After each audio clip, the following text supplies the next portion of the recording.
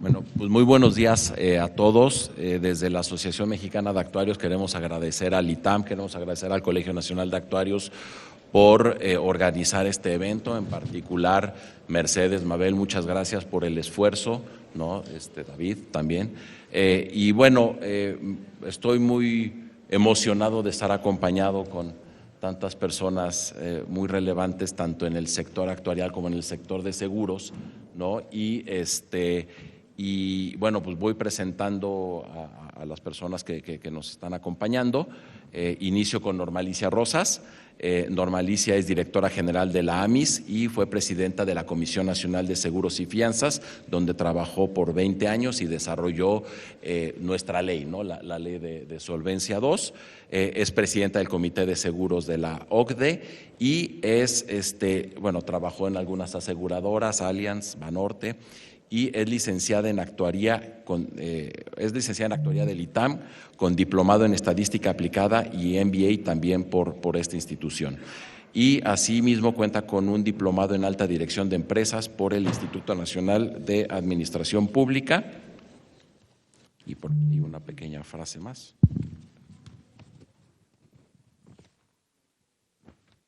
Y obtuvo el premio al mérito profesional ITAM en 2016 y la medalla Anáhuac en actuaría en 2016 también, ¿sí? También nos acompaña Pilar Rivera Popovic. Pilar es actualmente VP Chief Actuary de MetLife México.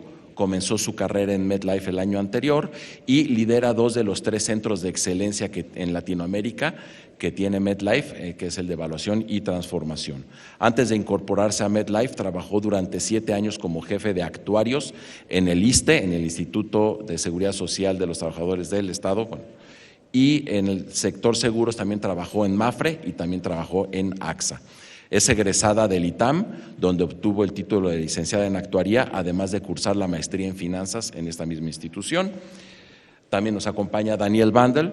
Daniel Bandel es el director general de AXA y desde septiembre de 2016 ocupa este cargo y cuenta con más de 25 años de experiencia en el sector asegurador.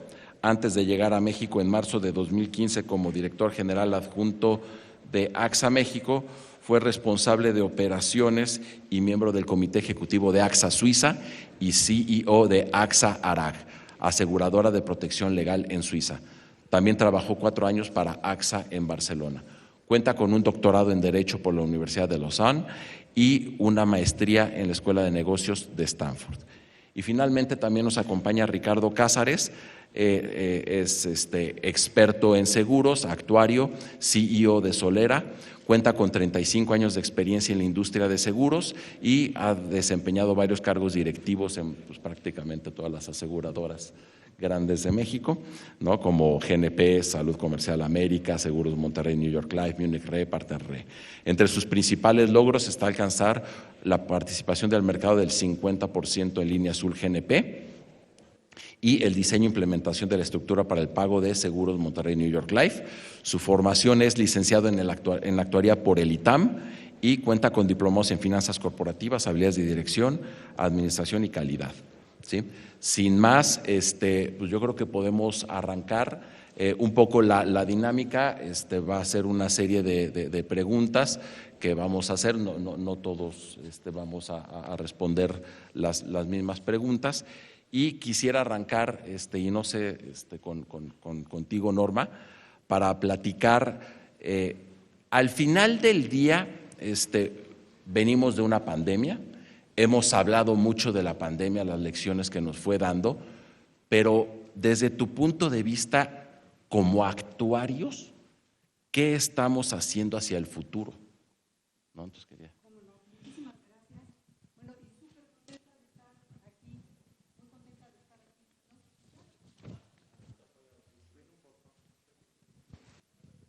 Gracias. Bueno, muy contenta de estar aquí.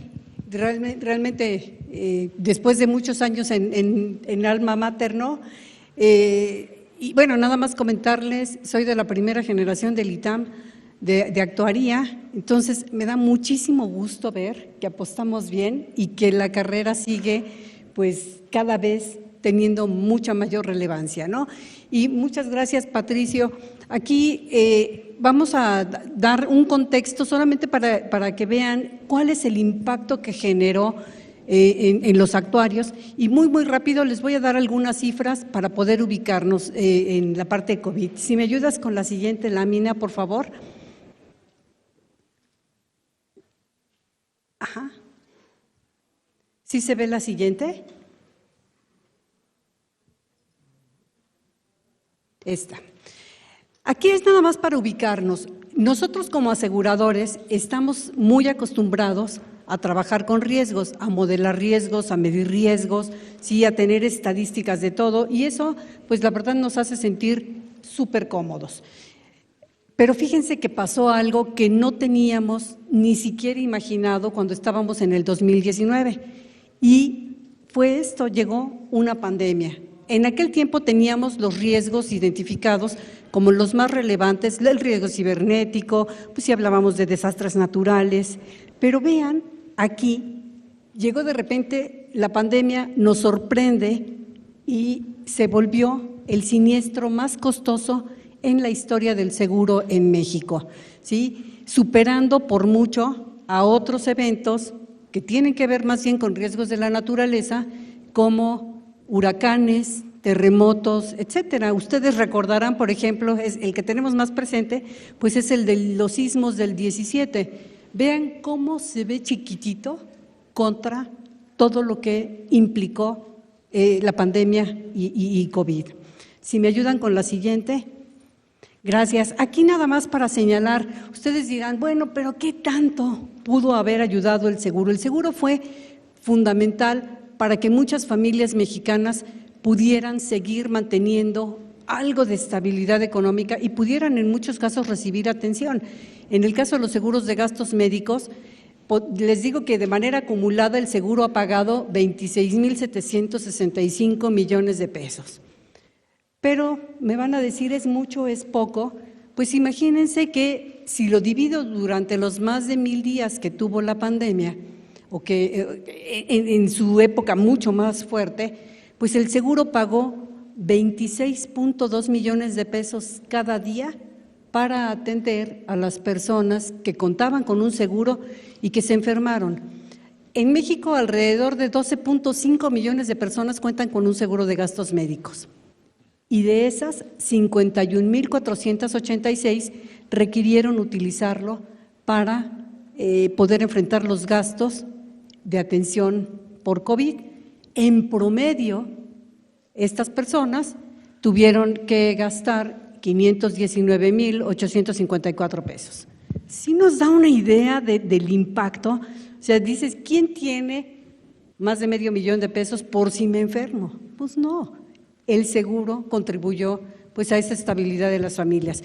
En la lámina siguiente también es bien interesante ver que hubo, pues de todas las defunciones que hubo en México, 157,000 tuvieron la cobertura de un seguro. Entonces, esas familias que desafortunadamente tuvieron que enfrentar la pérdida de un ser querido, pues estuvieron cubiertas. Si comparamos contra cifras oficiales de la Secretaría de Salud, hemos visto este número comparado contra el total que está cubriendo, diría que el 47.4% de la población contaba con la protección de un seguro. Y ustedes me van a decir, ¿será? Bueno, si hablamos del seguro de vida individual, estamos hablando de más de 12 millones de personas con un seguro de vida individual. Si hablamos de pólizas de grupo, esas que dan la empresa o que te dan cuando compras un vehículo, una casa, etcétera, bueno, que tienes que comprar para cubrir ese riesgo, estamos hablando de más de 80 millones. Entonces, bueno, no suena tan descabellado pues este porcentaje de contribución. Igualito, los seguros cubrieron 35,881 millones de pesos para la parte de vida. Y si lo vemos cada uno de los días, la industria aseguradora pagó 35 millones, es decir, montos promedio de 228,000 pesos que cambian la vida de las familias cuando enfrentan este tipo de riesgos. Entonces, bueno, es para poner este contexto de llegó un siniestro, llegó un evento que nos puso a todos pues a movernos, a tratar de hacer las cosas diferente. El sector asegurador, los actuarios en particular, yo en aquella época estaba trabajando en una compañía, pues teníamos que reservar, teníamos que, y además dices, bueno, para hacer una reserva, pues necesito estimar las obligaciones que vienen hacia adelante. ¿Y cómo le haces para estimar si no hay tanta información? No había información de pandemias. Así, lo último que teníamos era el H1N1 y pensábamos que iba a ser igual, ¿no? Casi una gripita de 15 días. No, señores, aquí el actuario tuvo que sacar todo su ingenio, tratar de ver qué estaba pasando, ver experiencia internacional de países que iban más adelantados que nosotros, porque afortunadamente había algo de experiencia en otros lugares, ver cómo se estaban contagiando las personas, ver cómo se estaba muriendo la gente y tomando en consideración todo esto, pues hacer proyecciones de cómo nos iba a ir en el sector hacia adelante. Lo que puedo decirles ahorita ya que pasó esta etapa, pues es que afortunadamente el sector está muy bien capitalizado, estamos, como les mostraba en la lámina inicial, acostumbrados a enfrentar tantos riesgos que, pues, afortunadamente, pues el sector salió adelante, sigue siendo pues muy sólido, 3 veces más del capital que se requiere por ley, y bueno, pues aquí estamos y creo que el actuario demostró su capacidad, ¿no? Bueno, también teníamos el dato reciente de la fiebre española de 1918, ¿no? Súper reciente. Pilar, sí nos… Muchísimas gracias, Patricio, y muchísimas gracias por la invitación, y también me siento muy contenta y muy orgullosa de poder estar inaugurando este gran seminario de perspectivas actuariales con colegas tan extraordinarios el día de hoy, ¿no? Y bueno, Mabel, que ya ha sonado también, muchas gracias por impulsar esta iniciativa. Y ahora que está hablando Normalicia, una de las cosas que definitivamente nos pasó a nosotros, que en nuestro lenguaje constantemente está el tema del riesgo, ¿no? Todos recordaremos que en algún momento algún profesor nos hablaba de este gran riesgo de los 100 años, ¿no? Estuvimos en la actualidad en ese momento. Entonces, sé que la pandemia de COVID, ¿no? Para otras profesiones, pues vino a cambiar un montón las cosas y todo, pero nosotros pudimos vivir en un momento histórico ese gran riesgo de los 100 años, ¿no? Y tuvimos que entender cómo desarrollar un montón de capacidades, análisis. ¿Por qué? Porque nos tocaba explicar un sinfín de factores y de cuestiones que iban a impactar en el ejercicio de lo que hiciéramos, ¿no? Tanto a mí me tocó estar en seguridad social en ese momento y igualmente en el sector asegurador. Y quiero decirles, ¿no? De la pregunta, eso fue lo que vivimos, y entonces ahora, ¿hacia dónde vamos? ¿Qué es lo que estamos vislumbrando? En primer lugar, una de las cosas que siempre estuve diciendo durante 2022 es que así como 2020 era un año que no teníamos ni idea qué iba a pasar, 2022 tampoco teníamos mucha idea de cómo íbamos a ir saliendo de esta pandemia. La última ola de COVID, ¿no? Que se dio en este periodo de invierno en México, ¿no? Que ya sabíamos que por el tema de las enfermedades respiratorias y por los adultos mayores, que normalmente es en donde más impacta, venía nuestra última prueba para poder definitivamente decir si adelante el riesgo de COVID seguía siendo nuestro foco y nuestro eje de atención o cambiaba hacia un punto de vista de una enfermedad respiratoria más, ¿no? Entonces, saliendo de eso, creo que ya lo vivimos, las estadísticas, ¿no? Gubernamentales están ahí, vino la ola, pero el impacto que tuvo en muertes y hospitalizaciones nada tuvo que ver con las 3 olas pasadas, ¿no? Entonces, en ese sentido, creo que hoy nuestra perspectiva es integrar al COVID como una enfermedad más, como un riesgo adicional y con la información que tenemos. Ahora, otro punto muy, muy interesante es no teníamos información. Y ahí es donde viene el gran reto, ¿no? Cuando nosotros hablaban en la primera mesa de siniestros ocurridos no reportados, ¿no? Que me parece que es lo más retador en el tema actuarial, cómo vamos a poder decirle, ¿no? Cuánto tenemos que tener en una bolsa porque van a llegar los siniestros. Esa parte nos está obligando como actuarios a movernos hacia un análisis prospectivo. Normalmente los análisis siempre los hacíamos con información histórica y hoy nuestra historia cambió y cambió drásticamente y rotundamente. Entonces ahí tenemos un paso más de interpretación de análisis y de creatividad como actuarios de cómo vamos a empezar a modelar este tipo de situaciones. Otra cosa que que tenemos que mirar hacia futuro es, lo comenté al principio, los actuarios tuvimos que estar ahí dando explicaciones a muchas personas que no necesariamente son actuarios.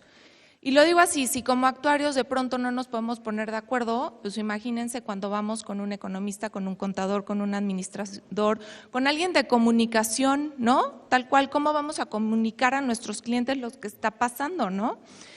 Y en ese sentido, creo que es fundamental que el actuario deje de ser visto simplemente como aquel que se dedica a hacer un modelo y a hacer un cálculo. Hoy el actuario tiene un papel de análisis tan fundamental y una responsabilidad enorme en su propia formación para poder empezar a tener una visión y un panorama muchísimo más amplio del solo ejercicio de cálculo de reservas, ¿no? Y lo vemos, un actuario no solamente está en un área de evaluación de reservas, ¿no?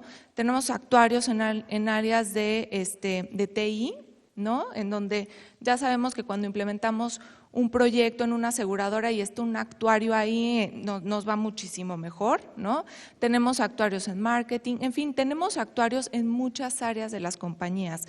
Los actuarios no solo calculamos reservas. Entonces, en ese sentido, creo que el papel del actuario y de lo que viene es fundamental. Y, por último, creo que una de las cosas que quedó muy claro en este salir del 2022 y arrancar 2023, tenemos una deuda, sin lugar a dudas, como sector asegurador, en temas de lo que ya hemos hablado siempre, ¿no?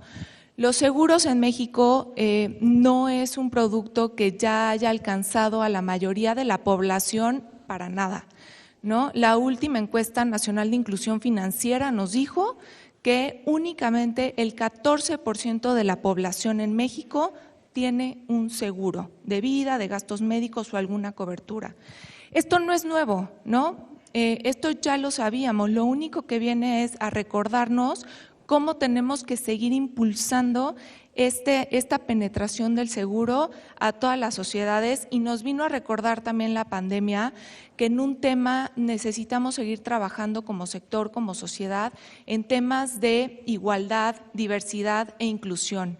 Necesitamos seguir generando productos de seguros para jóvenes, para mujeres y para esos espacios en la sociedad en donde posiblemente el modelo de negocio que tenga cada aseguradora no tenga un esquema un poco más amplio para llegar a muchas más personas.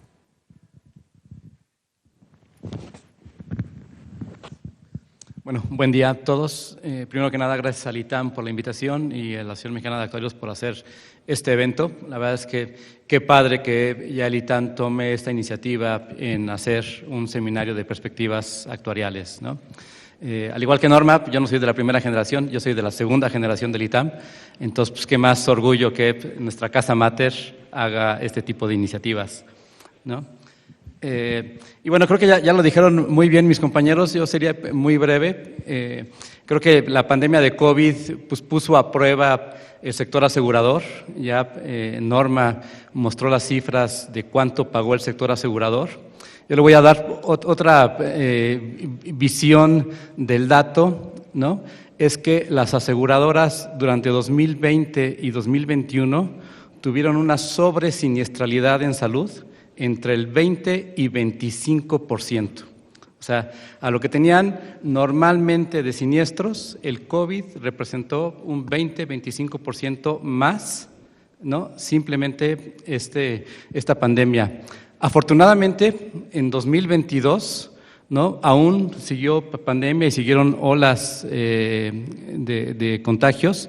Ya la mayor parte de la gente que enfermó, que fue mucha, no requirió hospitalización y los costos no llegaron al 3% de un exceso en siniestralidad en 2022. Ya se suavizó mucho más la curva y, como decían, ya pasó a ser una enfermedad más que se adopta dentro de la cobertura del seguro de gastos médicos, ¿no? Hubo, además de los siniestros directos, ¿no? De COVID, hubo, como le dicen, el daño colateral, ¿no? Que hay veces que el actuario estima cuántos casos de COVID y cuánto me va a costar todo, pero oye, ¿y qué otras cosas, no? Por ejemplo, cuando un paciente entraba al hospital por un apéndice, a fuerza le hacían la prueba de COVID para ver si no lo tenían que aislar en un cuarto diferente para atenderle su apéndice. Entonces, el uso de pruebas de COVID, de equipo de protección para los médicos, se elevó mucho durante todo este tiempo de la pandemia y fueron costos que también las aseguradoras tuvieron que absorber dentro del costo de la siniestralidad como gastos relacionados a todo esto. Y bueno, no nada más los impactos financieros, ¿no? El impacto operativo que se tuvo, ¿no? Las aseguradoras suelen tener un módulo de operación dentro de los hospitales, pues oye, pues ya no van a estar ahí los módulos, tuvieron que cambiar sus esquemas de operación para dar servicio y demás. Entonces fue realmente un evento que vino a cambiar mucho la estructura del sector asegurador. Y bueno, la buena noticia de todo esto es que el sector probó estar sólido, ¿no? Los modelos de solvencia que estaban muy nuevos probaron ser eficientes y la solvencia de las aseguradoras está bien. Y como por ahí dicen, ¿no? Ningún mar en calma hizo experto a un marinero, ¿no? Entonces, creo que esto es lo que sacamos de la pandemia, nos puso a prueba en el sector asegurador, puso a prueba a los actuarios y fue una experiencia que podemos decir salimos bien librados, ¿no? Sí, y sin embargo siento que vienen una serie de retos, o sea, ya tenemos todo el tema del COVID, el pagar, salir de esta curva, pero al final, y esto quiero que nos puedas ayudar, Daniel, al final del día se viene toda la parte ya del long COVID, ¿no? ¿Cómo sientes que está trabajando el sector seguros a nivel nacional, a nivel mundial, desde el punto de vista tanto negocio como actuarial, ¿no? O sea, ¿qué es lo que se puede anticipar o en qué se está trabajando, cómo se está analizando?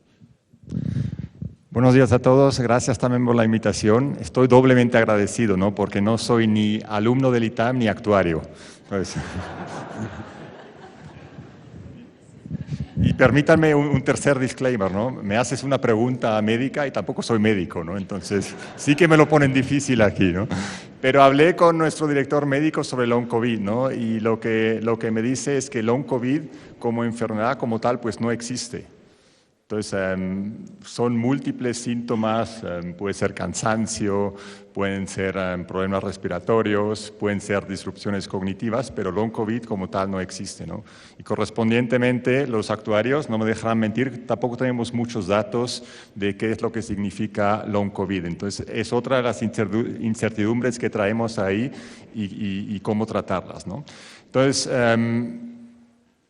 lo que yo pienso es que en tema de exceso de mortalidad no será un problema long COVID y si lo fuese tampoco sería tan grave porque una cosa que ustedes sí que saben hacer pues es establecer modelos para exceso de mortalidad. Entonces, que la causa ahora sea long COVID, yo pienso que no lo cambiará. Lo que a mí me preocupa, y quizás más en otros países que en México, es el tema de la discapacidad, ¿no? Si long COVID tiene como consecuencia que habrá más discapacidad, pues ¿quién lo pagará? El Seguro Social, aseguradoras privadas, los empleadores. ¿Qué pasará con gente que ya no acudirá al trabajo por temas de discapacidad, ¿no?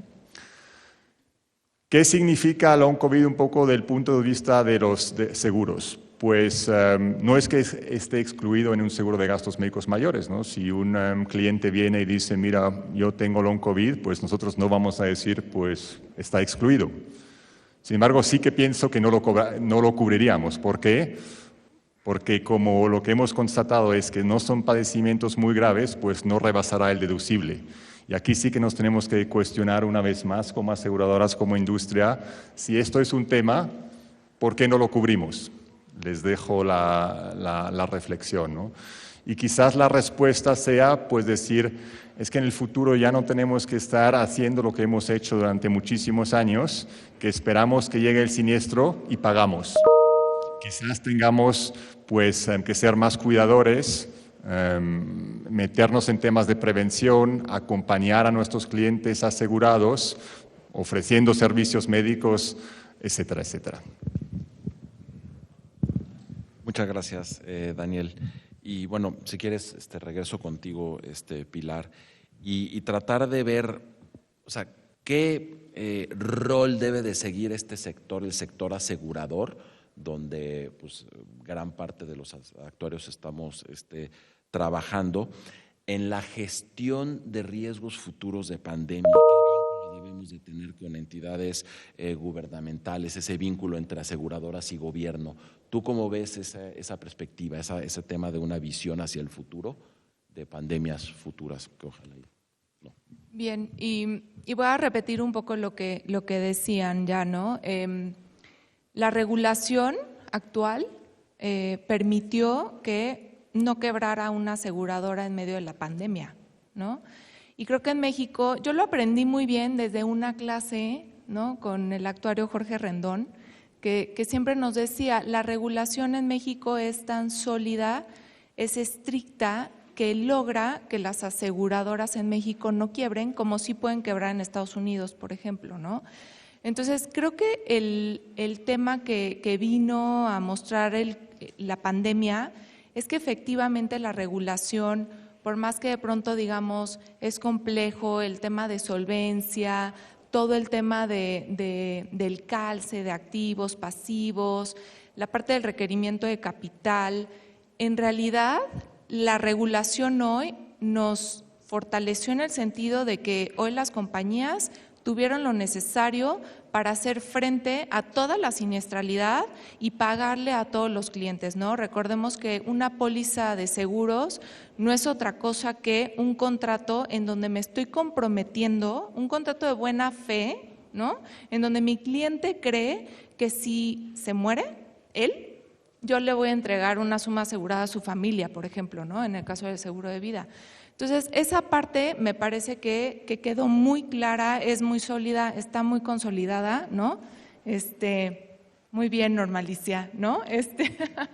Ahora, ¿qué otra parte creo que es muy importante en esta colaboración, compañías, gobierno y, ¿por qué no, sociedad, no? Nosotros creo que tenemos el gran reto, y vuelvo un poco a lo que hablé al principio.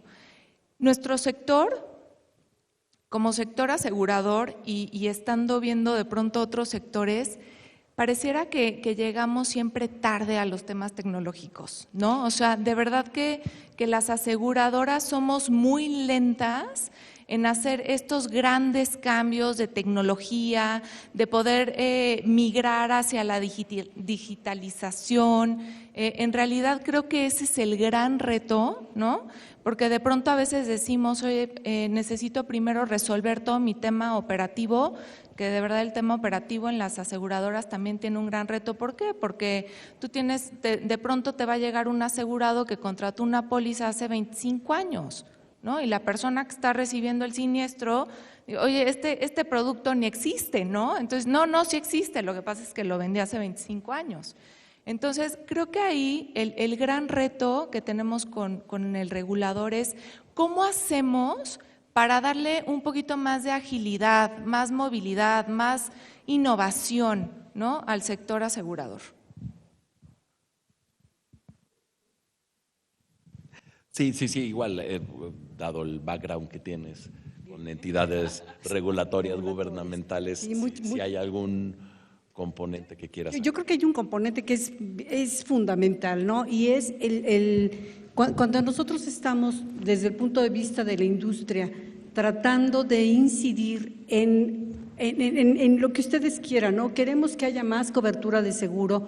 La pandemia dejó en evidencia que es importantísimo que más personas estén aseguradas, y vemos que hay una brecha enorme, ¿no? Comparado con otros países, incluso con un desarrollo similar al de México. Entonces es cuando nosotros tenemos que acercarnos a los gobiernos y tratar de convencerlos para que apoyen a través de políticas públicas. Entonces ahí necesitamos también ser muy claros. No voy a llegar diciéndole, oye, sería increíble que haya seguro de responsabilidad civil obligatorio para todos, si no logro convencer al gobierno de que tiene un beneficio contar con esto, ¿no? Y convencerlo de que no es el seguro que va a hacer que las aseguradoras sigan creciendo y se vuelvan cada vez más relevantes, sino que efectivamente hay un componente social que atrás está y que es proteger a las víctimas de accidentes viales. Esto queda muy claro. Cuando hay un accidente, muchas veces las personas que no tienen ni siquiera un vehículo son las que sufren las consecuencias, el que ve en la bici, el peatón, etcétera. Entonces, eso es muy importante, tratar de encontrar esa conexión, tratar de ver cómo le hago para convencerlos de que vale la pena tener un instrumento de cobertura para todas las personas. No, hace muchísimo tiempo, y aquí está Nacho Gil, que le tocó estar en la comisión, cuando se buscaba ver que también las aseguradoras pudieran contribuir o pudieran participar apoyando a la salud de los mexicanos. Había esquemas en ese momento que se hablaba de que el Seguro Social hiciera una reversión de cuotas para que los patrones, en lugar de pagarle al Seguro Social, y el Seguro Social se encargara de, con sus clínicas, atender a sus empleados, pues que pudiese ir al sector asegurador y que el sector asegurador se encargara de brindar ese tipo de atención, ¿no? O el pago o el financiamiento para que recibiera atención. Entonces, hay muchas formas en donde ha demostrado que debe de haber esta relación público-privada, ¿no? Y bueno, hablando del papel del actuario, cuando salí de aquí yo dije, no voy a trabajar en el sector asegurador, ¿no? Pues sí, estaba yo muy equivocada, decía, a mí me gusta la estadística. ¿Qué fue lo que ocurrió cuando, por azares del destino, llego a la Comisión de Seguros y Fianzas y me doy cuenta que todo lo que era mi sueño, que era hacer estadística, se podía hacer? Ya había yo trabajado en algunas compañías de seguros, pero yo decía, algo tenemos que hacer, y tenía pues la necesidad de contar con información estadística y clara. De ahí, afortunadamente, les digo que mis jefes muy queridos sí confiaron en esos grandes proyectos de tener grandes bases de datos, y hoy las compañías de seguros le pasan a la comisión todas las pólizas que emiten, registros, siniestros, etcétera, y eso es lo que nos ha permitido lograr medir y modelar los riesgos. Y gracias también a todo eso, pues ¿qué se ha logrado? Pues se logró el que hubiera es el segundo modelo estocástico en el mundo, ¿sí? Para calcular requerimiento de capital. Primero llegaron en Suiza con el Swiss Model Test, que a mí me encantó, el Swiss Solvency Test, y luego tratamos de hacer algo similar aquí en México. Entonces, imagínense ustedes, pues les estoy hablando de la época de la caverna, en donde pues mi celular hoy tiene más capacidad que lo que tenían aquellos equipos, pero bueno, hoy gracias a que ya tenemos estadística, a que ya tenemos tecnología, pues se pueden hacer grandes cosas. Y les digo, la forma de vender pues va a ser lo importante, y ustedes tienen en sus manos toda esta capacidad pues de modernizar a la industria y de apoyar y de darle este enfoque social al seguro, porque al final no se nos debe olvidar que es una herramienta también de tipo social. Muchas gracias, Norma. Ricardo, ¿y los otros países de Latinoamérica? ¿Qué has visto? Sí. ¿Qué hacen? Bueno, hablando de experiencias internacionales y en el tema de salud, hay pues, muchos modelos, ¿no? Vemos que en otros países esta relación entre el sector público y privado es más colaborativa, ¿no? Desde que Chile en Latinoamérica empezó con una reforma en su sistema de pensiones y en su sistema de salud, permitiendo que la seguridad social, las aportaciones de las personas pudiesen irse tanto a instituciones públicas o privadas dependiendo de cómo lo quisiera el propio empleado. Después vino el modelo colombiano, que fue un poquito más evolucionado que el modelo chileno. En México, como ahorita comentaba Norma, a finales de los 90 hubo esa intención, ¿no? Se hizo la reforma de pensiones, ¿no? Primero nacieron un esquema intermedio, pero luego ya se dio causa a las AFORES, y así pensábamos que iba a suceder con salud, ¿no? Al surgir las ICES, ¿no? Eran precisamente instituciones de seguros especializadas en salud que pudieran administrar los esquemas públicos de salud a través de instituciones privadas, ¿no? Lamentablemente nunca se llegó a dar ese paso final y las ICES quedaron ahí como intermedias con toda la carga regulatoria que eso implicó, pero sin el modelo de reversión de cuotas que estaba previsto. Yo creo que México tiene un gran reto en modernizar su sistema de salud. Si nos vamos a la historia, el seguro social, el modelo de seguro del IMSS que hoy tenemos es de 1943, ¿no? Tiene 80 años el modelo prácticamente que hoy predomina. Sí vino, ¿no? en épocas más recientes el intento del seguro popular dando una cobertura universal en salud. Para mi gusto era un modelo muy novedoso, muy bueno, que lamentablemente se cambió por el INSABI, ¿no? Que está un poquito más perdido en estos momentos, pero bueno, ahí México tiene un gran reto, ¿no? México es el país con el gasto de bolsillo más alto en salud, ¿no? Si vemos el gasto en salud de México es más o menos el 7% del PIB. La mitad de ese gasto es público, ¿no? A través de IMSS, ISSSTE y demás instituciones de salud públicas, y el otro 50% es gasto en salud privado. De ese gasto privado, las aseguradoras participan con el 5% nada más, ¿no? El resto del gasto de bolsillo es el gasto que las personas hacen directamente a la farmacia para comprar el medicamento que no le pudieron surtir, al médico de farmacia, etcétera, para tener el acceso a la salud directo. México es el país con el mayor gasto de bolsillo. Ahí hay un reto muy, muy grande en salir a ver modelos de otros países más colaborativos. Yo creo que en la parte privada, donde están las aseguradoras y donde podemos participar más los actuarios, pues hay modelos de integración vertical, ¿no? Tenemos ejemplos como en España, Sanitas, en donde ha hecho una integración, ¿no? De la cobertura de salud con prestadores de servicios, tanto de primer contacto, segundo y tercer contacto, ¿no? Aseguradoras son dueñas de hospitales. Entonces hay modelos ya integrados.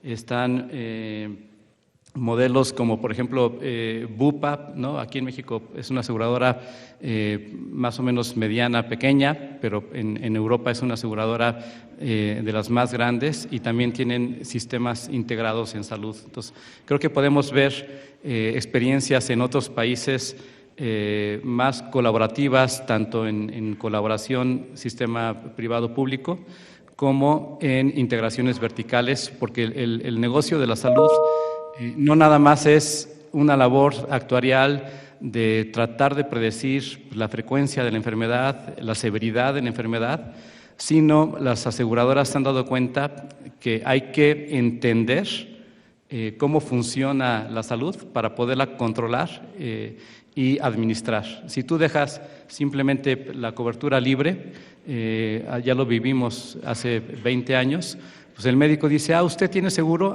Perfecto, ¿no? Entonces le voy a cobrar más. Entonces, si la aseguradora no conoce esas prácticas de atención en salud, está destinada a pagar mucho más altos los costos, ¿no?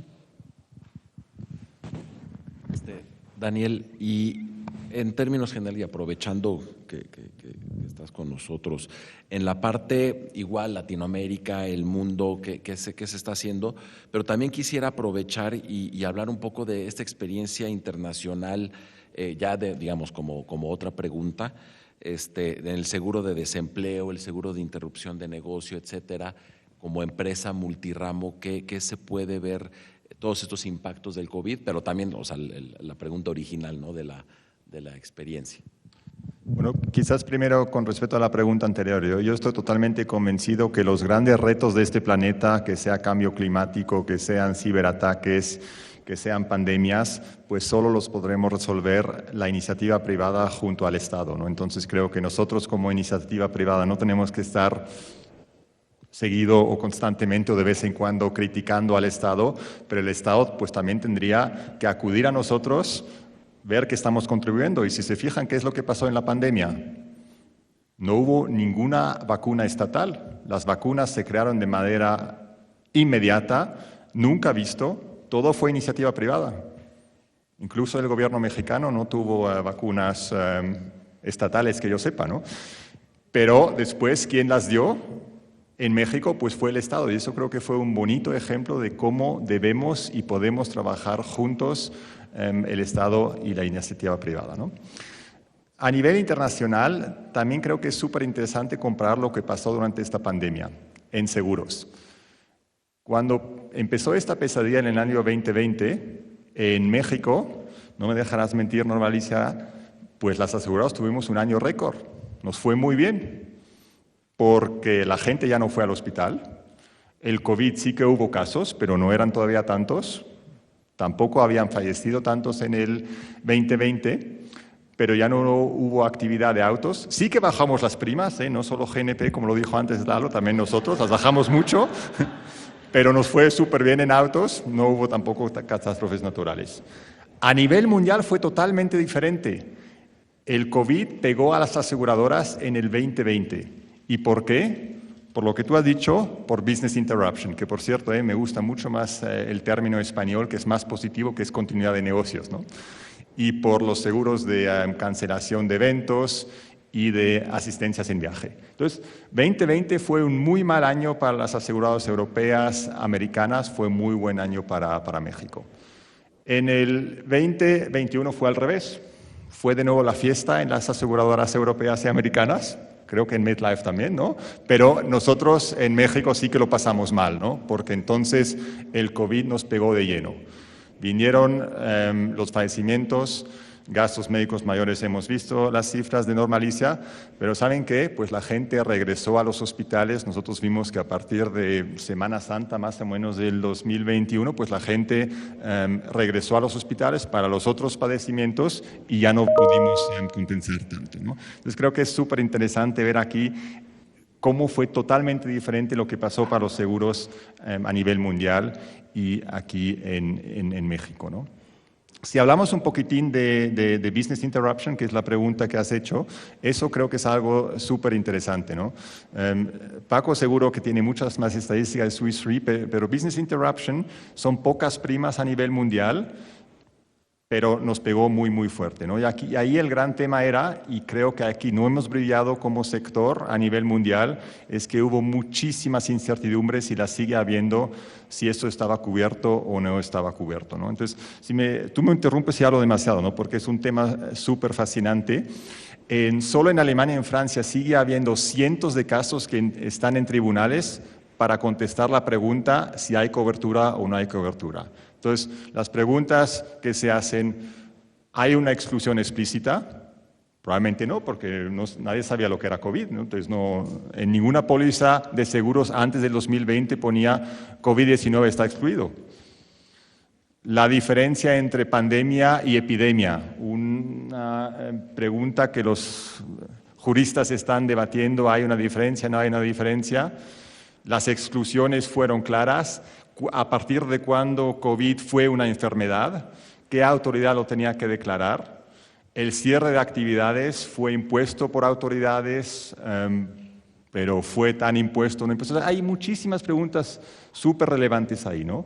Lo que hemos hecho mal con las aseguradoras es que muchos clientes, sobre todo restaurantes y hoteles, sí que pensaban tener la cobertura, y cuando nosotros, las aseguradoras, le dijimos pues que no traen cobertura, pues no salió bien, ¿no? Entonces empezaron a intervenir reguladores, gobiernos, asociaciones de consumidores, y en muchos países, pues las aseguradoras ofrecimos voluntariamente pagos, ¿no?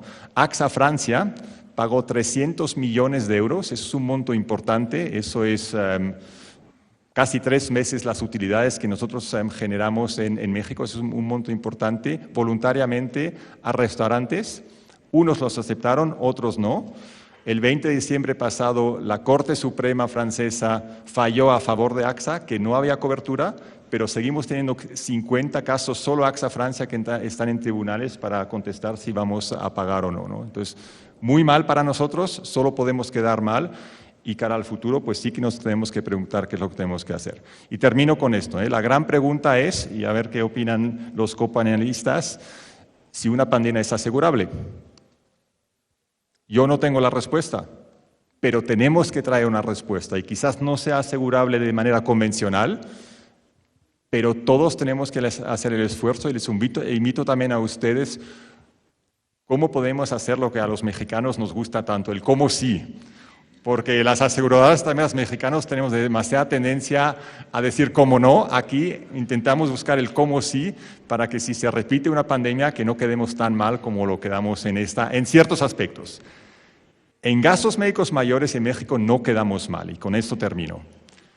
Porque otra gran diferencia es que los grandes problemas, las grandes discusiones que se tuvieron en Europa, en Estados Unidos sobre business interruption, en México no las hemos tenido con gastos médicos mayores y con vida.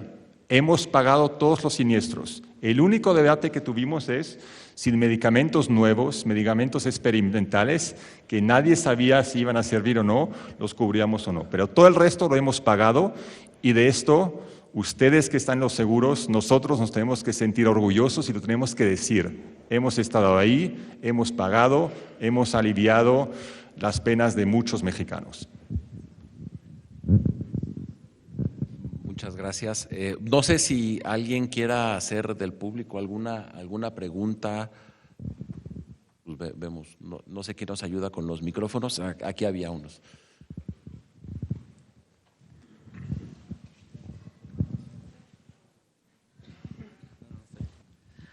Hola, ¿qué tal? Muchísimas gracias por compartirnos sus conocimientos.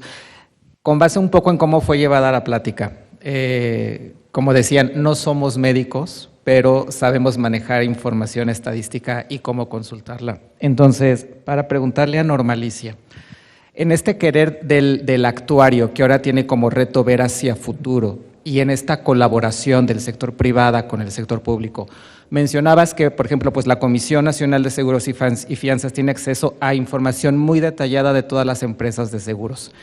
¿Qué convenios o qué estrategias se puede emplear para que, no sé si la AMIS o cómo se pueda organizar el sector, tenga acceso a generar estadísticas viendo hacia futuro con base en lo siguiente?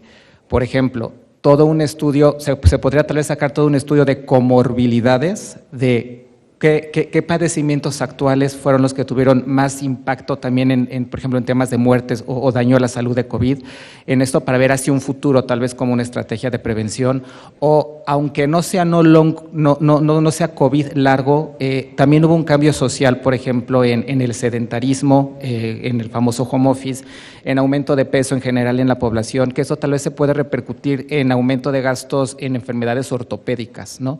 Entonces, ¿cómo nos estamos preparando con toda esta información que se generó y que el sector público ha concentrado para prever o poder explicar hacia futuro nuevos riesgos?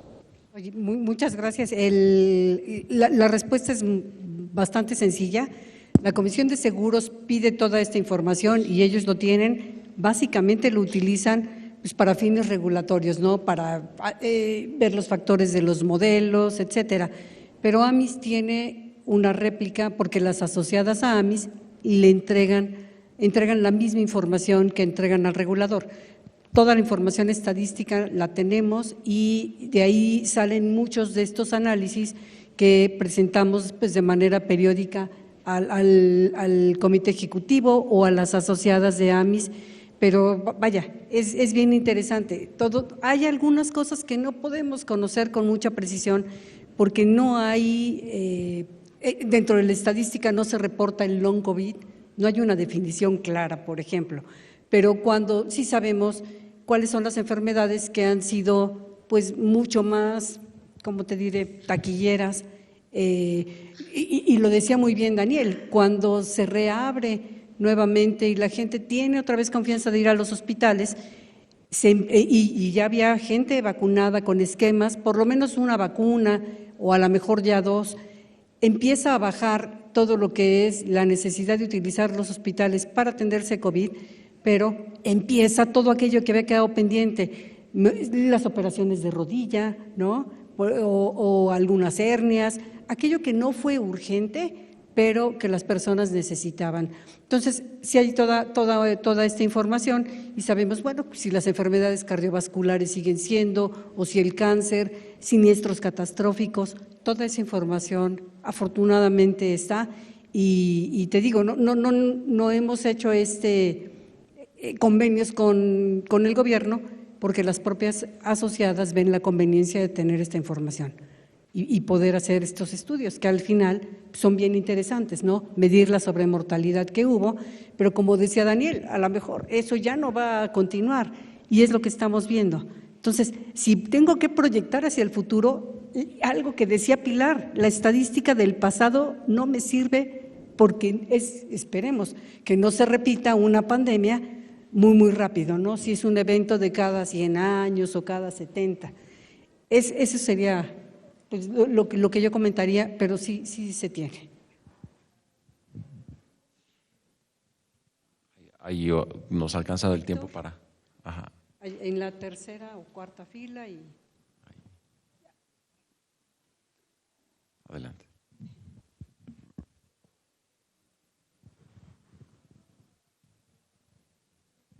Ya, listo. Gracias. Muchas gracias por sus comentarios. Pensando que la base de la adquisición del riesgo, la tarifa, se basa en la distribución del riesgo y con los cambios en la dinámica de la población, los comportamientos, posterior a la pandemia, me parece que el sector asegurador ya no puede seguir solo en la batalla, ¿no? Necesita tener alianzas con industrias de salud, de entretenimiento, que ayuden justo a la prevención. Mi pregunta para ustedes, estando en posiciones fundamentales para la toma de decisión hacia el futuro es, ¿por qué en la industria no se ha dado esa alianza? ¿Por qué no se dan esos cambios y esa relación con otras industrias y sectores que podrían ayudar a minorar el riesgo? Porque los modelos actuales pareciera que ya no les alcanza los parámetros y los fundamentos con los que están hechos para llegar a esa suficiencia al futuro. Y necesitamos a lo mejor voltear a otras industrias que nos den otras variables que ayuden a relajar o a tener una disminución en esa adquisición del riesgo. Es una excelente pregunta, ¿no? Lo único que no concuerdo es que ¿por qué no lo hacemos? Sí que lo hacemos, pero lo tenemos que hacer mucho más, ¿no? Y en el panel antes hubo una pregunta, ¿qué pasa si de repente los Amazons, Ubers de este mundo se meten en los seguros? Yo pienso que justamente fintechs, startups, insurtechs no tienen, y aquí concuerdo con Lalo con su respuesta de GNP, que no deben tomar riesgos, obviamente si lo quieren que lo hagan, pero que nos ayuden en una parte de la cadena de valor y la de prevención pues es sumamente importante. Y creo que todas las compañías estamos buscando justamente estas compañías que hacen cosas tan padres, estamos hablando de salud, sobre todo en materia de prevención, de nutrición, ¿por qué no también salud mental? Nosotros no somos expertos en eso, pues asociémonos con ellos y hagamos que esto sea posible, ¿no? Tenemos que hacer muchísima más prevención.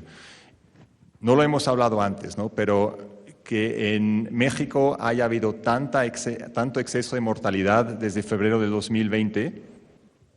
Solo hay una explicación: la mala salud de los mexicanos, porque la edad media de este país son 29 años. Eso, por cierto, también es una gran diferencia en Europa y en Estados Unidos. Ahí también hubo exceso de mortalidad, mucho menos que aquí, pero los que fallecieron, y eso no es nada actual, por favor no me citen, son los que hubieran muerto de todos modos, porque fueron los viejitos. Aquí en México han fallecido los jóvenes y eso lo hemos pagado las aseguradoras muy caros en Vida Grupo, porque son los que están asegurados. Entonces, prevención, prevención, prevención, mejorar la salud de los mexicanos tiene que ser una prioridad absoluta de todos los mexicanos y las aseguradoras no somos la excepción. Bien, y solo por complementar, ¿no? Hablando de la salud, bueno, yo veo el seguro de vida por sí mismo como un instrumento en donde el actuario sí puede tener muchísima injerencia porque es un riesgo financiero de largo plazo y para eso somos expertos. Pero como bien comentaba Daniel, un seguro de gastos médicos, yo dependo de un proveedor de servicios, yo pago a un hospital por una cobertura de seguros de gastos médicos. Entonces, sin lugar a dudas, el tema de la prevención es fundamental y eso creo que es una de las grandes lecciones de la pandemia, pero también, por otro lado, reconocer que el tema de salud, ¿no?, implica que constantemente tiene un incremento de costos, pero es natural por el ejercicio propio de la investigación que conllevan los temas de salud. O sea, tenemos los campos de la medicina en donde los laboratorios y todos los científicos están haciendo hallazgos y eso cuesta mucho dinero, de la misma forma que cuesta mucho dinero toda la investigación en ingeniería biomédica y que los hospitales, por naturaleza, lo que van a querer es tener a la vanguardia, ¿no?, sus instalaciones y todo. Entonces, la inflación médica, de lo que se hablaba en el primer panel, los temas de inflación médica sí es un reto enorme que no tiene mayor injerencia del sector asegurador tal cual. Y si me permiten nada más complementar un poco, yo coincido mucho en que el modelo actual del seguro de salud está agotado. No es posible que sigamos manteniendo productos que su incremento en prima cada año es mucho más allá de los incrementos en inflación y en el incremento en el ingreso de las personas. Es un modelo que ya no es sostenible, ¿no? Las aseguradoras necesitan hacer un cambio radical en la forma de operar, ¿no?, aliándose con nuevos entrantes en el mercado, con mayor información. Pero antes de poder hacer esto, el reto también está en cambiar los sistemas legados de las aseguradoras, ¿no? Muchas siguen operando con sistemas legados que son difíciles de cambiar, difíciles de transformar. Ahí hay un reto muy importante porque para poder adoptar estas nuevas modelos de negocio se requieren otros sistemas, otras tecnologías, ¿no? Y bueno, ya les tocará a esta nueva generación de actuarios que, para mi gusto, el actuario tiene esa gran capacidad y ese gran don de poder, lo decían hace ratito, ¿no? Me gustó mucho, entender para transformar, ¿no? La capacidad de análisis que nos enseñan a los actuarios, creo que en muchos ámbitos podemos entender para tratar de solventar problemas, ayudar e implementar nuevos modelos de negocio, ¿no? Creo que todo lo que se viene con inteligencia artificial, ¿no? El Open IA es una realidad que ya nos llegó y nos va a transformar todo esto y es un reto y aparte una chamba muy padre, yo creo que estar viviendo en esta época para ayudar a esa transformación y generar nuevos modelos. Ya no tenemos tiempo. Gracias. Si quieres, luego les preguntas, Víctor. No, bueno, muchas gracias a los panelistas, muy interesantes sus respuestas, muchísimas gracias por aportar al sector de seguros, al gremio actuarial, ¿no? Y bueno, y también agradecer al ITAM por el foro. Muchas gracias. Gracias. Les pedimos un aplauso fuerte a nuestros panelistas de esta segunda mesa.